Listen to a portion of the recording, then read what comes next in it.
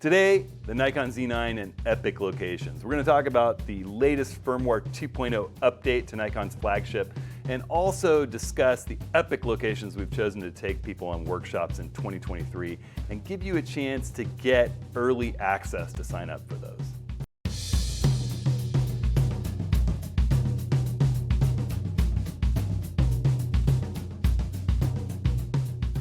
Well, hey everyone, Hudson here. Welcome to this week's video. We're going to talk about some really cool stuff with the Z9 that the Firmware 2.0 update enables, including a quick trick that you can do to instantly gain access to an action shooting mode when you're in your normal knockaround mode. You might be single frame, aperture, priority, slow shutter speed. You can hit a button, boom, and just be ready to capture fast-moving objects at 20 frames a second. I'm going to talk about how to do that using the new Firmware 2.0 capabilities. I'm also going to run through a list of all of the workshops locations that we've decided to take people to in 2023. I've been getting a ton of questions about, when are the upcoming workshops? When can I sign up for them? These workshops sell out pretty quickly. So after I talk about the Z9 stuff, I'm going to talk about those locations and go through when we're going to be going to each one. You can find out more about those workshops at hudsonhenry.com/workshops and actually pre-register so that you just express your interest and let us know that you want to be notified before we actually list those workshops to the public to have a chance to get early access to them. So that's all over at hudsonhenry.com/workshops. Quick, before we jump into the Z9 stuff and Firmware 2.0, I want to remind everybody we're having an office hours where we look through your images. It's kind of a critique review session.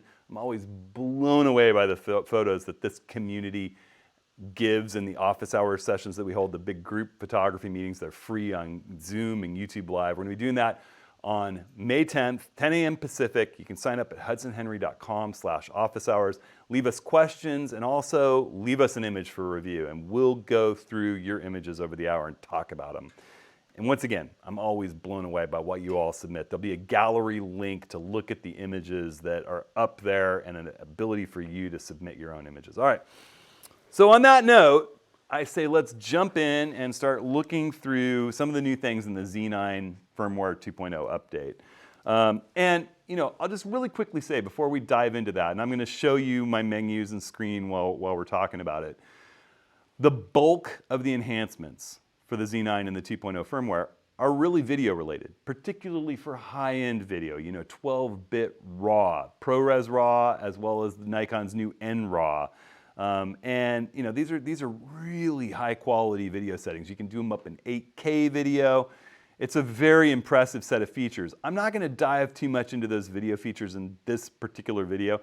If you're into video and you know what all those terminology, what they mean, and you want to utilize those, I would really steer you towards the latest video that Gerald Undone did. I'm going to put a link to that in this video's description. It's really nice, kind of going through all the capabilities and his testing of it, and the fact that he couldn't get this camera to overheat under insane scenarios shooting really high-end video. So it's kind of fun stuff. So that link is in this video's description, along with links to all of the stuff that I talk about, and all the links that I keep updated to stuff that I use and stand by are always at hudsonhenry.com/ATS links. And I thank everyone for using those. Those help me out. So the things that are included for still shooters with this camera are really about those two modes where it shoots really fast JPEGs, the full resolution 30 frames per second JPEG or the 120 frames per second slightly reduced quality JPEG. And you can find what I'm talking about here. You got a pre-roll and post-roll function of that, which is pretty cool. Let me explain it to you while we look at the menu settings. So I'm over in the far left of my menus here, where you got the little camera icon for the shooting menu, and then the video recording menu, and then we get to the custom settings menu, and if I run up to shooting and display, that's where we're gonna find these. You come down and you've got this C30, C120 options. That's your continuous 30 frames a second, continuous 120 frames a second options. And if you go to the right on that now, this is a whole new menu option with Firmware 2.0. You have pre-release burst, and you can say you want 1/3 of a second, 1/2 a second, or 1 second. And what that does for you, if you're watching for that decisive fraction of a second and you want to shoot JPEGs at a really high rate of speed, you can hold the shutter button half down, and when you see it happening, you hit the shutter and hold it down for that continuous high-speed burst. It will actually back up and capture the images from half a second before you pushed it, or a whole second before you pushed it, or a third of a second before you push the shutter button. So it's this sort of pre-release. It's actually taking images but not saving them until you actually press the button, and it'll back up and save the ones that happen beforehand. So it's a half press of the shutter button. Doesn't matter whether you're using back button focus or shutter button focus. It's just that half press. It's a pretty cool mode. You also have the ability to do a post-release burst, so it can continue shooting after you let off the shutter button. So you're just going to get more images. And when you think about it, if you're shooting at 120 frames a second, if you put a 1 second pre-release and a 1 second post-release, you're going to get 240 extra frames, as insane as that sounds. This isn't something I see myself using much. I tend to like to shoot in the 20 frame per second, lossless, raw, highest quality setting that I can, and 20 frames a second is pretty much great for anything that I like to do. And I'm not a big fan of shooting in Jpeg if I can avoid it. So, I mean, I can see the situation where this would be amazing. I really can. But for my day-to-day, it's not something I'm going to use much. It's cool that it's there, though. It's definitely neat. All right, so then the other big thing is also in the custom settings menu. I'm just hitting the left button on my D-pad back here, right and left. And I'm going to go down to controls. And it's a new thing that you can program to a function button. And I'm going to say that you should, before I even do this, I want to make sure that I'm in my bank A. I'm going to go back up, sorry. Custom settings, up at the top, I'm in bank A. That's, for me, my standard mode, where I'm walking around town. I'm usually in a autofocus continuous mode, but single frame. And I'm in aperture priority. If you've done my setting bank A free setup video on YouTube, you know what all the settings are in this. It's that kind of knocking around, handheld, through the wilderness or through the streets mode, where you're just kind of out every day. Well, the problem with the Z9 is, what happens when suddenly, you know, a beautiful bird comes swooping by, or a really fast car comes ripping down the street, and you want to capture the action as it's happening really fast with a rapid fire frame rate. You know, for you to go in and change custom settings banks, and then change shooting banks, and then change the frame rate, really takes a lot of time. It's a bit of a pain. This setting that we're going to have, I'd say make sure you're in custom settings bank A, and you're going to run down to controls, and you're going to remap. I remapped my function 1 button. My function 1 button was auto exposure lock, and I almost never use that. So I'm just switching it. It's easy access for me. And I'm changing it to this new possibility, recall shooting functions hold. And I do have to say, one of the members of the YouTube community pointed out that recall shooting functions could be a solution to the problem I just described. And now with Firmware 2.0, they have an even better version, which is recall shooting functions hold. Recall shooting functions was something that came out with Nikon's D5 and D6. It never appeared on the D500 or the D850 that I had, or the Z6 or Z7 or Z62 or Z7 II. It's something in their pro build bodies that they put in place.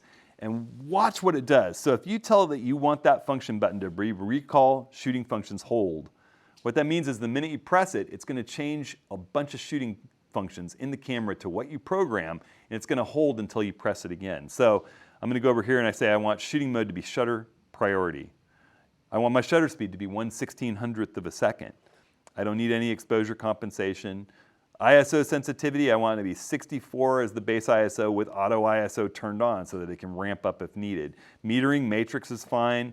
White balance is auto. My autofocus area mode, I'm either going to choose 3D or wide area large for this. I'm choosing 3D because that's where I sort of want to end up in general if possible. But you can always go in and change it if you need.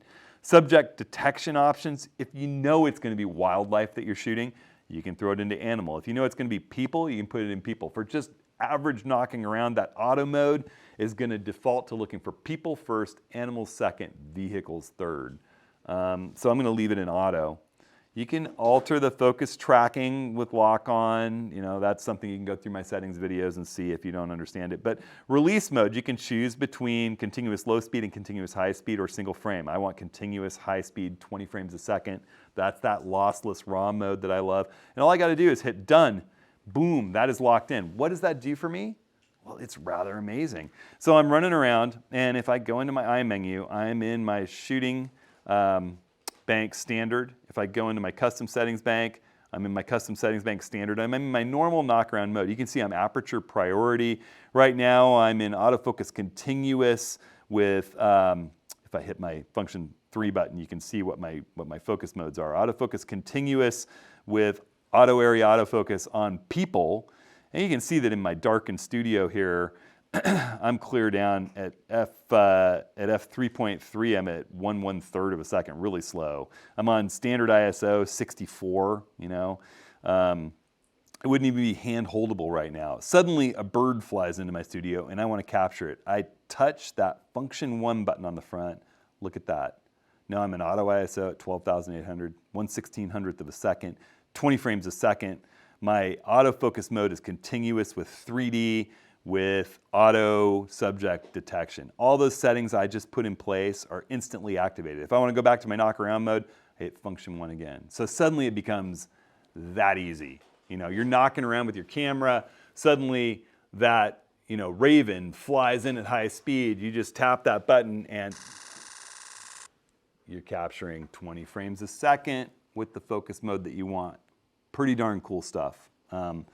So that is a huge tip. I'm going to do a separate little setup video just about that. If you watch this video, you don't need to pay attention to that, but I'm going to make it an addendum to my setup videos that you should change Bank A to include that setting because it is awesome. All right, so that basically, to be honest, is about all there is to the Z9 Firmware 2.0.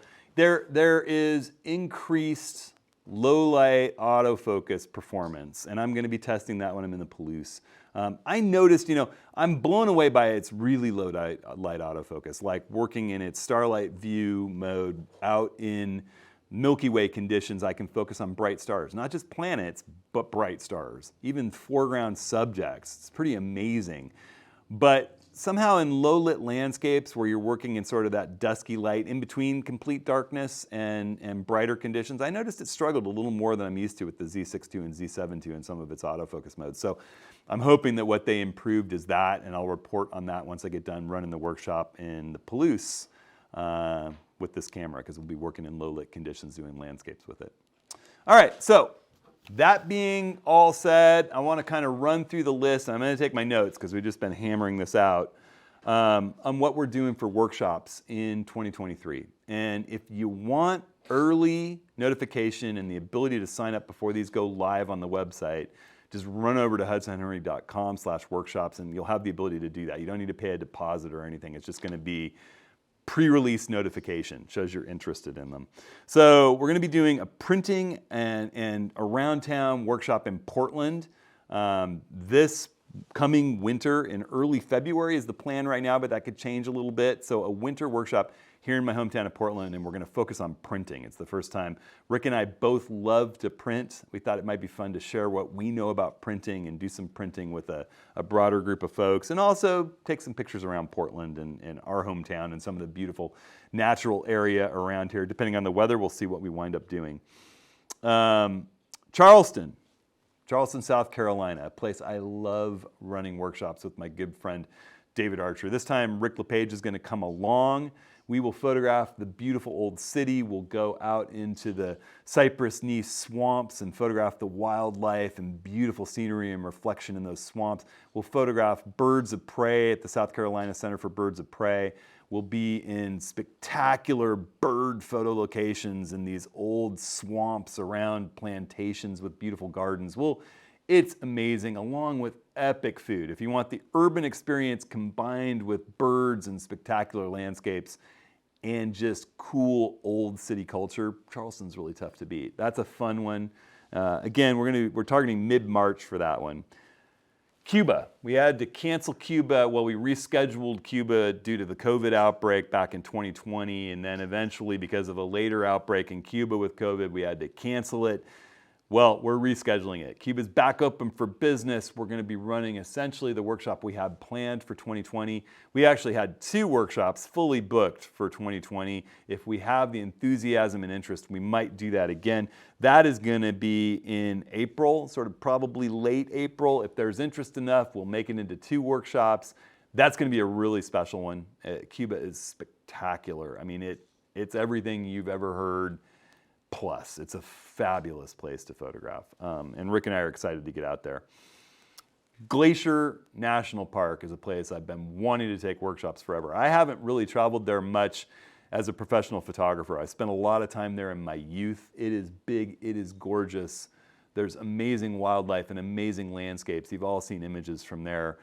Rick and I are heading in there to scout this summer, and we'll be running a workshop there in July. Mount Rainier, one of my favorite locations to take photographers because there's such a diverse array of things to photograph. The mountain itself is beautiful, the rivers are spectacular, the vegetation, the streams, the wildlife, there's big old growth forests, different sides of the mountain have completely different personalities, and it's all contained in this easy to get around national park with a cool town just on the outskirts that we stay in with great food and fun places to stay. So it really is a special workshop, and the images that we got in the last workshop there were just stunning. Everybody had a fantastic time in that one. We're going to do the Oregon coast again. That's always a popular workshop that we're not really doing this year. We did last year. We're going to do it in the fall, and it's going to be we're planning on Newport. We've done Brookings, the southern Oregon coast before. We've done Bandon. We thought Newport would be fun because it's so near Cape Perpetua, Thor's Well, and a lot of spectacular things to photograph there. Plus, Newport as a sea town is amazing with a real ocean-going fishing community, big harbor, Cannery Row, all kinds of fun culture to photograph there, some spectacular bridges and landscapes, and it puts us within striking distances of some of the most beautiful things to photograph along Oregon's magnificent coast. We're planning that for September. Or anybody that knows the Oregon coast, if you do it in the middle of summer, you tend to get fogs that obliterate the sunsets, which are what it's all about. The fall is the time to be out photographing on the Oregon coast. And then we're going to wrap up the year with Moab in early October. We got a lot of complaints that we weren't running Moab this year. It seems like every year when we run Moab, it's different. It changes its mood. It's beautiful. And those workshops are always so much fun. So we'll be doing that in early October. And then we're also going to be running around scouting for some fun stuff in 2024. 2024 right now looks like Patagonia is going to run again, and we're going to be scouting in Alaska for a couple of fun workshop locations, Denali and up with the bears in Katmai, as well as a Scotland workshop for 2024. So keep an eye out for all that stuff. But if you want to sign up for those 2023 workshops to get pre-release notifications so that you can sign up and get ahead of the group in getting your name in for that workshop, go to hudsonhenry.com/workshops. All right, so remember again, office hours, we're going to be going through your images on May 10th, 10 a.m. Pacific. Sign up at hudsonhenry.com/office hours. That's free. You can submit your image. You can submit a question. We're probably going to spend more time on images than questions in this one. And I'm always blown away by all of your submissions. So show us what you got. I hope everybody is out enjoying themselves, getting some time to photograph in these changing seasons. I'm going to be headed into the Palouse as you watch this, and I can't wait to get together with that group of people. If you're on that trip, I will see you there tomorrow. All right, everybody, stay safe, stay creative, and we'll see you next week.